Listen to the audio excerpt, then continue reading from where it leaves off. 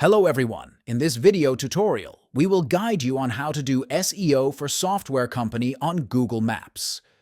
So, let's dive right in. Google Maps SEO can be a game changer for software companies, especially those with a remote workforce or a focus on local clients.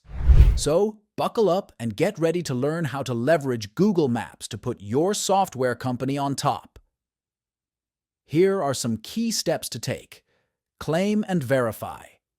First things first, claim and verify your Google Business Profile, formerly Google My Business. This gives you control over your listing information. Keyword optimization. Include relevant keywords in your profile description. Think about the software problems you solve and the industries you serve. Pro photos.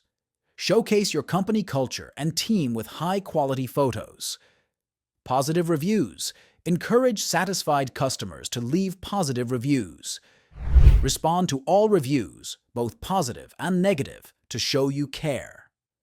Regular posts. Keep your listing fresh by using the Google Posts feature to share updates, new features, or even blog posts. Remember, Google Maps SEO is an ongoing process. By consistently optimizing your listing and engaging with your audience, you'll see your software company climb the ranks in local searches. And there you have it.